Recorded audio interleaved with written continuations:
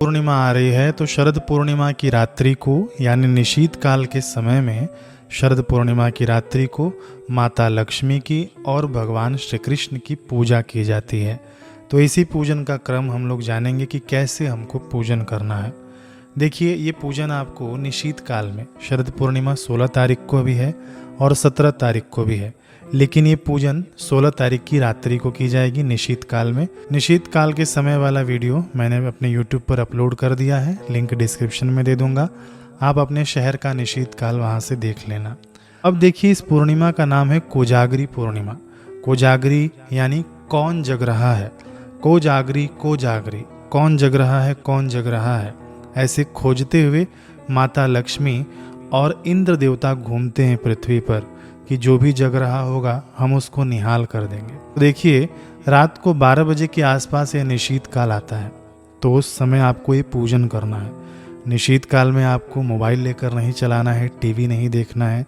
जागरण के नाम पे जागरण करना है तो आपको निशीत काल में ये वाला पूजन करना होगा। तो देखिए, पूजन हमने बड़ा सिंपल रखा हुआ है। जैसे नारद पुराण में बताया है कि कलश के ऊपर माँ को हम स्थापित करें, तो कलश हमने बना लिया है। कलश के ऊपर देखिए हमने 5 तिलक किया है, कंठ में हमने मौली बांध दिया है, ऊपर आम के पत्ते रख दिए हैं। आप अशोक के पत्ते रख सकते हैं, पीपल के भी पत्ते रख सकते हैं, बरगद के भी पत्ते रख सकते हैं, ये पंच पल्लों में आते हैं। तो आप उसके ऊपर पत्ते रख लेना और कलश के अंदर आप सुपारी, सिक्का, अक्षत, पुष्प, ये सब चीज़ें आप डाल देना और उसके बाद पूर्ण पात्र रख के माँ की मूर्ति स्थापित कर देना। मान लीजिए आपके पास माँ की मूर्ति नहीं है तो आप हरितकी रखना, हरड़ जिसको कहते हैं, अथवा तो आप सुपारी रख देना।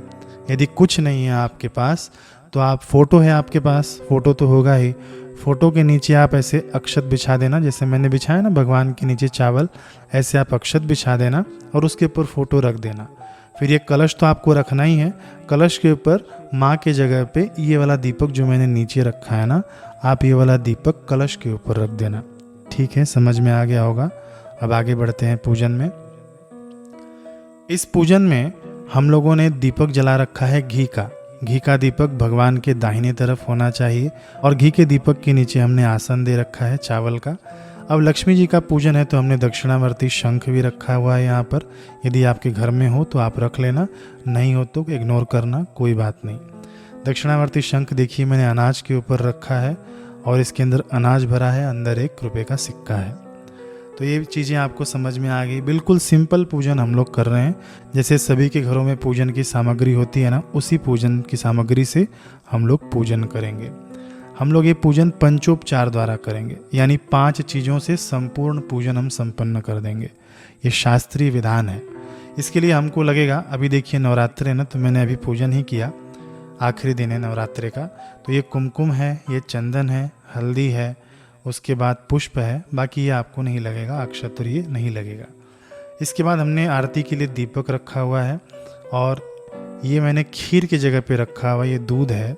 अब देखिए मेरे पास यहाँ पे खीर नहीं है, ये मैं शरद पूर्णिमा के पहले वीडियो बना रहा हूँ, लेकिन दिखाने के लिए मैंने यहाँ पर दूध रखा है और यह आचमनी के लिए जल रखा है। बस इतनी ही चीज़ें आपको चाहिए। अब देखिए, पूजन की शुरुआत में आपको इस आचमनी से 3 बार जल पीना है, दाएं हाथ में लेकर थोड़ा थोड़ा, और किसी भी भगवान का नाम ले लें, गोविंद, माधव, केशव, राघव, अच्युत, जो भी भगवान का नाम आता है आपको 3 बार भगवान का नाम लेके ये जल आप पी लेना थोड़ा सा। चौथी बार में आप अपना हाथ धो लेना। फिर उसके बाद आप तिलक लगाना अपने सर के ऊपर चंदन आदि से, फिर हाथ धो लेना। अब उसके बाद हम लोग पूजन करेंगे। ये पूजन मैं बड़ा सिंपल बना रहा हूँ ताकि आप सभी लोग कर सकें। तो सबसे पहले पूजन में आप गणेश जी को स्मरण कर लेना। ओम गम गणपतये नमः, ओम गम गणपतये नमः, ओम गम गणपतये नमः। हमने पूजन की शुरुआत कर दी है गणेश जी का स्मरण करने से। अब देखिए, पंचोपचार पूजन क्या होता है कि 5 चीज़ों से पूजन करना। पंचोपचार समझ गए? ये मैं शास्त्रीय चीज़ आपको बता रहा हूँ, मनगढ़ंत बात नहीं है। तो पंचोपचार में सबसे पहला उपचार है चंदन का।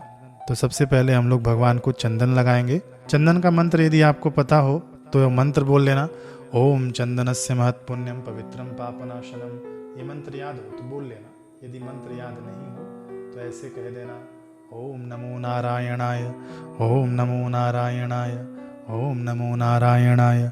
क्योंकि भगवान का नाम भी तो परम मंत्र है, ऐसे ही माँ को भी चंदन का तिलक लगाएं। मंत्र रहेगा ओम नमो नारायणाय, ओम नमो नारायणाय, ओम नमो नारायणाय। ये पहले चीज़ से हमने पूजन किया, पहला चीज़ अभी अधूरा है। अब देखिए चरणों में ये चुटकी से आप लोग ये लेना, कुमकुम लेना और भगवान के चरणों में अर्पित कर देना। मंत्र वही रहेगा, ओम नमो नारायणाय, ओम नमो नारायणाय, ओम नमो नारायणाय, ओम नमो नारायणाय, ओम नमो नारायणाय, ओम नमो नारायणाय। फिर तीसरा चीज़ हल्दी लेना। हल्दी का चूरन जो हमने रखा हुआ है वो भी भगवान के चरणों में अर्पित करना है। मंत्र रहेगा ओम नमो नारायणाय, ओम नमो नारायणाय, ओम नमो नारायणाय, ओम नमो नारायणाय, ओम नमो नारायणाय। ये पंचोपचार में हमने पहले उपचार से पूजन किया, भगवान को तिलक लगाया, उनके चरणों पे हल्दी कुमकुम अर्पित किया। ये पहला उपचार है। फिर दूसरा उपचार आएगा,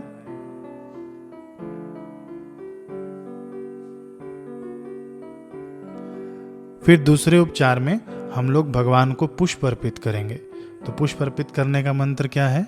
ओम नमो नारायणाय, ओम नमो नारायणाय। देखिए मंत्र तो हैं अलग अलग, मुझे पता है, लेकिन आप लोग करेंगे जनसाधारण लोग तो सबको मंत्र तो नहीं पता है ना, तो भगवान का नाम ही परम मंत्र है। ओम नमो नारायणाय, ओम नमो नारायणाय। ऐसे भगवान को पुष्प अर्पित कर देना खूब प्रेम से, माँ को भी। ओम नमो नारायणाय, ओम नमो नारायणाय, ओम नमो नारायणाय, ओम नमो नारायणाय। ये हमने दूसरे उपचार से पूजन किया। अब तीसरे उपचार में भगवान को धूप दिखाना होता है।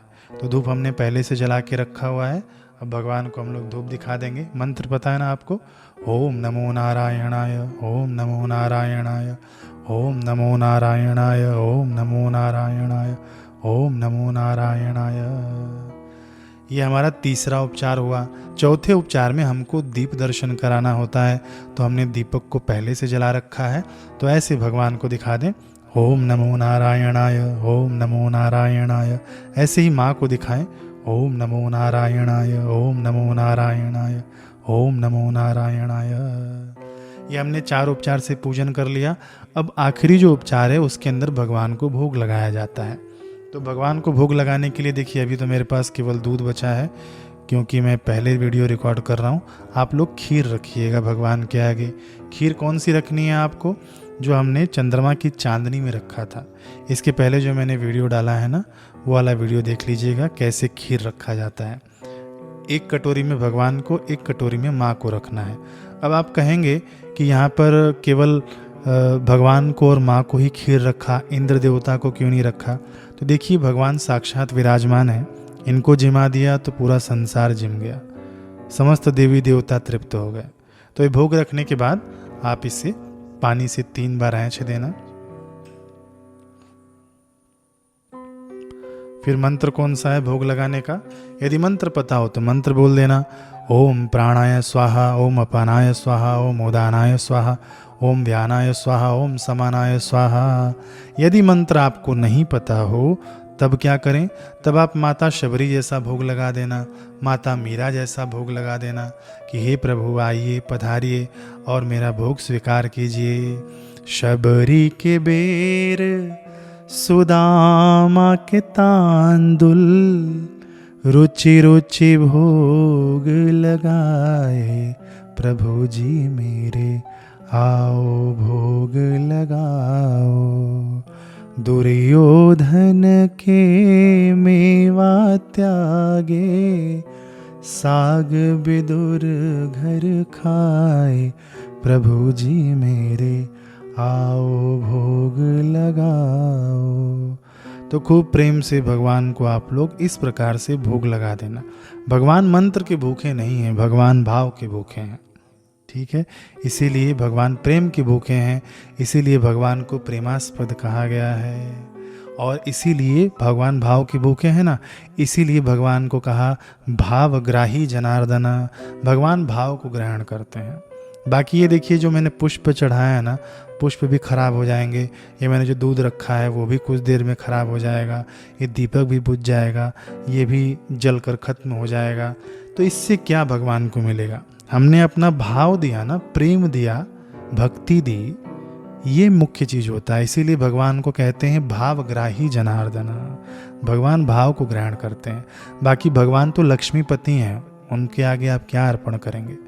अब देखिए भगवान को हमने पंचोपचार से पूजन कर लिया। ये बिल्कुल शास्त्रीय पूजन मैंने आपको बताया, पंचोपचार। अब हम लोग आखिरी में भगवान की आरती करते हैं। कपूर जला के आप भगवान की आरती कर लेना।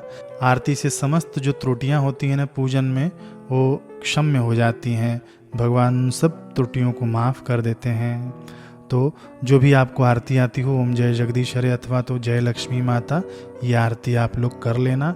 अगर कुछ नहीं आता हो तो ऐसे 7 बार आप कपूर की आरती घुमाना और बस ये आरती नीचे रखना। नीचे रखने के बाद इस आरती का शीतलीकरण करना 3 बार। जल घुमाकर ऐसे करते हैं ना, उसको शीतलीकरण कहा जाता है। फिर ये आरती भगवान को दिखाना, फिर स्वयं लेना आरती, और ये पूरे घर भर में आरती घुमाना। इससे घर में बरकत आती है।